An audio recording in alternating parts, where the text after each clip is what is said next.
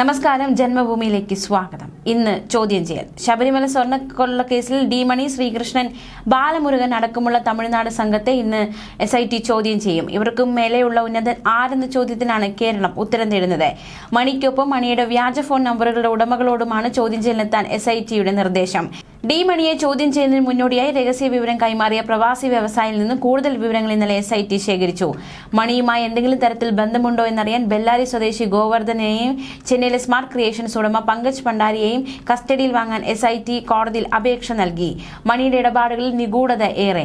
Auto driver മണി 7 വർഷം കൊണ്ടാണ് കോടീശ്വരനായത്. സ്വന്തം പേരിൽ ഒരു മൊബൈൽ നമ്പർ ഇല്ലാത്തത് തന്നെ മണിയുടെ ഇടപാടുകളെ ദുരൂഹമാക്കുന്നു. തദ്ദേശ തിരഞ്ഞെടുപ്പിലെ അമിത വിശ്വാസം അപ്രതീക്ഷിത പരാജയത്തിന് കാരണമായെന്ന് CPM സംസ്ഥാന സമിതി യോഗത്തിന്റെ വിലയിരുത്തൽ. പ്രാദേശിക സംഘടനാ പ്രവർത്തനത്തിൽ വീഴ്ചയുണ്ടായി. സംസ്ഥാന സർക്കാരിന്റെ പ്രവർത്തനം മികച്ചതെങ്കിലും വ്യാജ പ്രചരണങ്ങൾ തിരിച്ചടിച്ചു. നിയമസഭാ തിരഞ്ഞെടുപ്പിനെ നേരിടാൻ വീടുകൾ കയറിയിറങ്ങും. കുടുംബസംഗമം നടത്തുന്നതിനൊപ്പം അണികളെ സമരത്തിലേക്ക് ഇറക്കി സംഘടന ശക്തിപ്പെടുത്താനും തീരുമാനം. പ്രാദേശിക തലത്തിൽ സംഘടനാ വീഴ്ചയുണ്ടായെന്നും നഗരമേഖലയിൽ സംഘടനാ ദൗർബല്യമുണ്ടായെന്നും യോഗം വിലയിരുത്തിയെന്ന് CPM സംസ്ഥാന സെക്രട്ടറി MV ഗോവിന്ദൻ പറഞ്ഞു. 4.5 പതിറ്റാണ്ടിലേറെയായി ഇടതുമുന്നണി ഭരിക്കുന്ന തലസ്ഥാന നഗരസഭയുടെ കെട്ടിടങ്ങൾ വാടകയ്ക്ക് നൽകുന്നതിൽ വൻ ക്രമക്കേടുകളെന്ന വിവരങ്ങൾ പുറത്ത്. ഇടതു ഭരണസമിതികളുടെ കാലത്ത് കോർപ്പറേഷനിലെ കെട്ടിടങ്ങൾ വാടകയ്ക്ക് നൽകിയതിന് മുഴുവൻ രേഖകളും ഹാജരാക്കാൻ സെക്രട്ടറിക്ക് മേയർ VV രാജേഷ് നിർദ്ദേശം നൽകി. കോർപ്പറേഷന്റെ അധീനതയിലുള്ള മിക്ക കെട്ടിടങ്ങളും കടമുറികളും പല ആളുകൾ കൈമാറി ഉപയോഗിക്കുന്നുവെന്ന് കണ്ടെത്തിയതിന്റെ അടിസ്ഥാനത്തിലാണ് രേഖകൾ പരിശോധിക്കാൻ ഭരണ നേതൃത്വം തീരുമാനിച്ചത്. ശാസ്തമംഗലത്തുള്ള കോർപ്പറേഷന്റെ ഹെൽത്ത് ഇൻസ്പെക്ടർ ഓഫീസ് കെട്ടിടം 10 വർഷത്തോളമായി കൈയടക്കി വെച്ചിരിക്കുന്ന വട്ടിയൂർക്കാവ് MLA VK പ്രശാന്ത് നടത്തിയ അവകാശവാദങ്ങളാണ് കെട്ടിടങ്ങൾ വാടകയ്ക്ക് നൽകുന്നതിന് പിന്നിൽ വൻ അഴിമതിയുണ്ടെന്ന കാര്യം ബോധ്യപ്പെട്ടത്. തൈക്കാട് സ്ത്രീകളുടെയും കുട്ടികളുടെ ആശുപത്രിയിൽ കഴിഞ്ഞ വർഷം ജൂലൈ 30-ന് പനിക്ക് ചികിത്സ തേടിയെത്തിയ കുഞ്ഞിന് ചികിത്സാ പിഴവുണ്ടായതായി ആരോഗ്യവകുപ്പ് ഡയറക്ടർ മനുഷ്യാവകാശ കമ്മീഷനെ അറിയിച്ചു. Commission chairperson justice Alexander Thomas പത്രവാർത്തയുടെ അടിസ്ഥാനത്തിൽ സ്വമേധയാ കേസെടുത്ത അന്വേഷണത്തിന് ഉത്തരവിട്ടതിന്റെ അടിസ്ഥാനത്തിലാണ് ആരോഗ്യവകുപ്പ് ഡയറക്ടർ റിപ്പോർട്ട് സമർപ്പിച്ചത്. പനിയും ദഹന സംബന്ധമായ പ്രശ്നങ്ങളുമായാണ് റിജ എന്ന കുട്ടിയെ 2024 ജൂലൈ 30-ന് തൈക്കാട് അത്യാഹിത വിഭാഗത്തിൽ എത്തിച്ചത്. കുട്ടിക്ക് IV ഫ്ലൂയിഡ് നൽകാനും പ്രാൻപ്രസോൾ കുത്തിവയ്പ് നൽകാനും ശിശുരോഗ വിദഗ്ധൻ നിർദ്ദേശിച്ചു. ഇതിനിടയിൽ കുട്ടിക്ക് ശുചിമുറിയിൽ പോകേണ്ടി വന്നു. ഇതേസമയം മറ്റൊരു കുട്ടിയെ ശ്വാസതടസ്സവുമായി ആശുപത്രിയിൽ കൊണ്ടുവന്നു. ആ കുട്ടിക്ക് നെബുലൈസേഷൻ നൽകുന്നതിനായി അഡ്രിനാലിൻ എന്ന മരുന്ന് സിറിഞ്ചിൽ ലോഡ് ചെയ്ത ശേഷം ബാക്കി വന്നത് ലേബൽ ചെയ്യുന്നതിനായി ജൂനിയർ പബ്ലിക് ഹെൽത്ത് നഴ്സിംഗ് വിദ്യാർത്ഥിനിക്ക് കൈമാറി. അപ്പോൾ ശുചിമുറിയിൽ നിന്നെത്തിയ റിജോയ്ക്ക് രണ്ടാമത്തെ കുട്ടിക്ക് നെബുലൈസേഷൻ നൽകിയതിന്റെ ബാക്കി വന്ന അഡ്രിനാലിൻ ഇഞ്ചക്ഷൻ നൽകി. റിജോയുടെ ആരോഗ്യനില മോശമാവുകയും SIT ആശുപത്രിയിലേക്ക് മാറ്റുകയുമായിരുന്നു. ചെങ്ങന്നൂരിലെ ABVP പ്രവർത്തകൻ വിശാൽ കൊല്ലപ്പെട്ട കേസിൽ വിധി ഇന്ന്. വിശാൽ കൊല്ലപ്പെട്ട് 13 വർഷങ്ങൾ പിന്നിടുമ്പോഴാണ് ഇന്ന് വിധി വരുന്നത്. ക്യാമ്പസ് ഫ്രണ്ട് പ്രവർത്തകരായിരുന്ന 20 പേരാണ് കേസിലെ പ്രതികൾ. കോന്നി NSS കോളേജിലെ 1-ാം വർഷ ബിരുദ വിദ്യാർത്ഥിയായിരുന്ന വിശാലിന് 2012 ജൂലൈ 16-നാണ് കുത്തേറ്റത്. കോളേജിലെ നവാഗതർക്ക് സ്വാഗതം ആശംസിക്കുന്ന ചടങ്ങുമായി ബന്ധപ്പെട്ട് സ്ഥലത്തെത്തിയ വിശാൽ ഉൾപ്പെടെയുള്ളവരെ ക്യാമ്പസ് ഫ്രണ്ടുകാരും പന്തളം സ്വദേശികളുമായ നാസിം, ഷെഫീഖ്, അൻസാർ, ഫൈസൽ, ഷെഫീഖ്, ആസിഫ് മുഹമ്മദ്, സനൂജ്, ചെറിയനാട് സ്വദേശികളായ ആഷിഖ്, നാസിം, അൽതാജ്, സഫീർ, അഫ്സൽ, വെൺമണി സ്വദേശിയായ ഷമീർ റാവുത്തർ തുടങ്ങിയവർ ഉൾപ്പെട്ട സംഘം ആക്രമിക്കുകയായിരുന്നു. കേസ് ഏറെ വിവാദമായിരുന്നു. കേസിലെ പ്രതികൾക്കുള്ള ശിക്ഷ മാവേലിക്കര അഡീഷണൽ സെഷൻസ് കോടതി ഇന്ന് വിധിക്കും. റെയിൽവേയിൽ ലെവൽ 1 തസ്തികകളിലേക്കുള്ള വിജ്ഞാപനം പ്രസിദ്ധീകരിച്ചു. ചുരുക്കരൂപത്തിലുള്ള പട്ടികയാണ് പ്രസിദ്ധീകരിച്ചിരിക്കുന്നത്. വിശദമായ വിജ്ഞാപനം ഉടൻ വരും.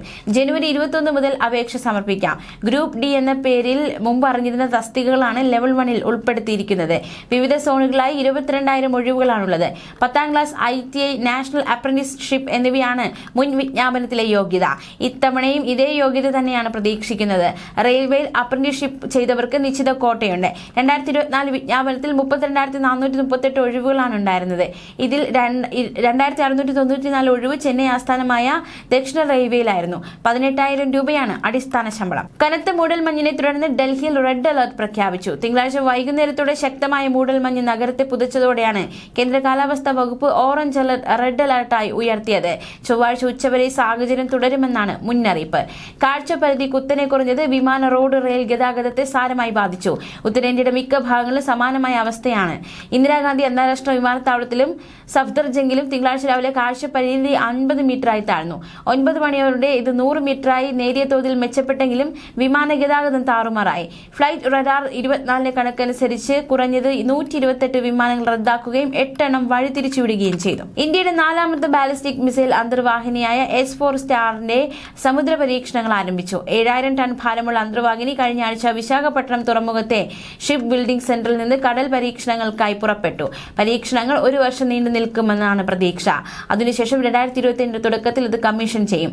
അരിഹന്ത് ക്ലാസ് ബാലിസ്റ്റിക് മിസൈൽ അന്തർവാഹിനി പരമ്പരയിലെ അവസാന അന്തർവാഹിനിയാണ് S-4 സ്റ്റാർ. 3500 കിലോമീറ്ററിലധികം ദൂരപരിധിയുള്ള 8 ആണവ മുനയുള്ള K4 അന്തർവാഹിനി വിക്ഷേപിച്ച ബാലിസ്റ്റിക് മിസൈലുകൾ ഇതിൽ സജ്ജീകരിക്കുന്നുണ്ട്. ഈ അന്തർവാഹിനിയുടെ ഉപകരണങ്ങളുടെ 80% തദ്ദേശീയമായി നിർമ്മിച്ചവയാണ്. കന്നഡ സീരിയൽ നടി CM നന്ദിനി ആത്മഹത്യ ചെയ്തു. ബംഗളൂരിലെ കെങ്കേരിയിൽ വാടകയ്ക്ക് താമസിച്ചിരുന്ന വീട്ടിനുള്ളിലാണ് 26-കാരിയെ നന്ദിനിയെ മരിച്ച നിലയിൽ കണ്ടെത്തിയത്. ഫോണിൽ ബന്ധപ്പെടാൻ കഴിയാത്തതായതിനെ തുടർന്ന് സുഹൃത്തുക്കൾ വിവരം വീട്ടുടമകളെ അറിയിക്കുകയും തുടർന്ന് പോലീസിനെ വിവരം അറിയിക്കുകയുമായിരുന്നു. പ്രാഥമിക പരിശോധനയിൽ മറ്റ് സംശയകരമായ സാഹചര്യങ്ങളൊന്നും കണ്ടെത്തിയിട്ടില്ലെന്നും അന്വേഷണം തുടരുകയാണെന്നും പോലീസ് പറഞ്ഞു. ഒരൊറ്റ നുഴഞ്ഞുകയറ്റക്കാരനെയും അസമിൽ വിടാൻ പോകുന്നില്ലെന്നും എല്ലാവരും ബംഗ്ലാദേശിലേക്ക് തിരിച്ചയക്കുമെന്നും കേന്ദ്ര ആഭ്യന്തരമന്ത്രി അമിത്ഷാ. അസം നിയമസഭാ തെരഞ്ഞെടുപ്പ് പ്രചാരണ പരിപാടിക്ക് എത്തിയതായിരുന്നു അമിത്ഷാ. ഗുവാഹത്തിയിലും നാഗോണിലും അമിത്ഷാ പങ്കെടുത്തു. കോൺഗ്രസ് നുഴഞ്ഞുകയറ്റക്കാർക്ക് വേണ്ടി പ്രവർത്തിക്കുകയാണെന്ന് അമിത്ഷായുടെ കുറ്റപ്പെടുത്തൽ. നുഴഞ്ഞുകയറ്റക്കാർ ഉയർത്തുന്ന അപകടത്തെക്കുറിച്ച് കോൺഗ്രസ് ഗവനിച്ചില്ല. നുഴഞ്ഞുകയറ്റം ജോലിയെയും ജനസംഖ്യയും എന്തിന് അസമിലെ തദ്ദേശീയരായ ജനതയുടെ നിലനിൽപ്പിനെ വരെ ബാധിച്ചിരിക്കുന്നു. ഇന്ന് 40% നുഴഞ്ഞുകയറ്റക്കാർ അസമിലുണ്ട് എന്നും അമിത്ഷായുടെ പ്രസ്താവന. UK-യിലെ ജോലി സ്ഥലത്ത് വെച്ച് മാനേജറിൽ നിന്നും അടിമ എന്നതടക്കമുള്ള വംശീയ അധിക്ഷേപം നേരിട്ട തമിഴ്നാട് സ്വദേശിക്ക് 81 ലക്ഷത്തോളം രൂപ നഷ്ടപരിഹാരം. മാതേഷ് രവിചന്ദ്രനാണ് നിയമ പോരാട്ടത്തിനൊടുവിൽ UK എംപ്ലോയ്മെന്റ് ട്രൈബ്യൂണലിലൂടെ നീതി ലഭിച്ചത്. 67,000 പൗണ്ട് നഷ്ടപരിഹാരമായി നൽകാനാണ് ഉത്തരവ്. ലണ്ടനിലെ വെസ്റ്റ് വിക്കാമിലുള്ള പ്രമുഖ ഭക്ഷണശാല ശൃംഖലയായ KFCയിൽ ജോലി ചെയ്യുന്നതിനിടെയാണ് മാതേഷിന് ദുരനുഭവമുണ്ടായത്. സ്ഥാപനത്തിലെ മാനേജറായ ശ്രീലങ്കൻ വംശജൻ കാജൻ തൈവേന്ദിരം ആണ് മാതേഷിനെ അടിമ എന്ന് വിളിച്ചത്. ഭാരതീയർ തട്ടിപ്പുകാരാണെന്ന് ഇയാൾ ആക്ഷേപിച്ചതായും ട്രൈബ്യൂണലിന്റെ കണ്ടെത്തൽ. യുദ്ധം അവസാനിപ്പിക്കുന്നതിനുള്ള ചർച്ചകളിൽ പ്രതീക്ഷയുണ്ടെന്ന് യുക്രൈൻ പ്രസിഡന്റ് വ്ളാഡിമിർ സെലൻസ്കി. ഇന്നലെ ആരംഭിച്ച സമാധാന ചർച്ചയിൽ 20 പ്രധാന നിർദ്ദേശങ്ങളാണ് മുന്നോട്ട് വെച്ചത്. ഇതിൽ ഭൂരിഭാഗത്തിലും ചർച്ച ചെയ്തു. ഇക്കാര്യങ്ങൾ US president Donald Trump Russian president Vladimir പുടിനെ അറിയിച്ചതായും സെലൻസ്കി പറഞ്ഞു. സമാധാന ചർച്ചയ്ക്ക് വേണ്ടി മുന്നോട്ട് വെച്ച ആശയങ്ങളിൽ 90% ധാരണയായിട്ടുണ്ടെന്നും സെലൻസ്കി മാധ്യമങ്ങളോട് വെളിപ്പെടുത്തി. സമാധാന ചർച്ചയ്ക്ക് മുന്നോടിയായി ഫ്ലോറിഡയിലെ പാം ബീച്ചിൽ ട്രംപുമായി സെലൻസ്കി കൂടിക്കാഴ്ച നടത്തി. യുദ്ധം അവസാനിപ്പിക്കുന്നത് സംബന്ധിച്ച് ഇരു നേതാക്കളും ചർച്ച നടത്തി. ദീർഘകാലത്തേക്ക് യുക്രൈന്റെ സുരക്ഷ ഉറപ്പുവരുത്തണം, കുറഞ്ഞത് 50 വർഷത്തേക്കെങ്കിലും സുരക്ഷാ വാഗ്ദാനം ചെയ്യണമെന്നാണ് സെലൻസ്കി യോഗത്തിൽ ആവശ്യപ്പെട്ടത്. പാകിസ്ഥാൻ സാധാരണക്കാർക്കൊരു നരകമായി മാറുകയാണ്. അടുത്തിടെ പുറത്തുവന്ന റിപ്പോർട്ട് അനുസരിച്ച് 2025 തീവ്രവാദികളുമായുള്ള പോരാട്ടത്തിൽ പാകിസ്ഥാനിൽ മരിച്ചവരുടെ എണ്ണം 73% വർദ്ധിച്ചു. സുരക്ഷാ സേനയ്ക്കും തീവ്രവാദികൾക്കുമുണ്ടായ നഷ്ടങ്ങളും ഇതിൽ ഉൾപ്പെടുന്നു. ഇസ്ലാമാബാദ് ആസ്ഥാനമായുള്ള ഒരു അന്വേഷണ ഏജൻസി ഞായറാഴ്ച പുറത്തിറക്കിയ റിപ്പോർട്ടിൽ തീവ്രവാദികളും സുരക്ഷാ സേനയും തമ്മിലുള്ള ഏറ്റുമുട്ടലിൽ ആളുകൾ എങ്ങനെ മരിക്കുന്നുവെന്ന് വിശദമാക്കുന്നുണ്ട്.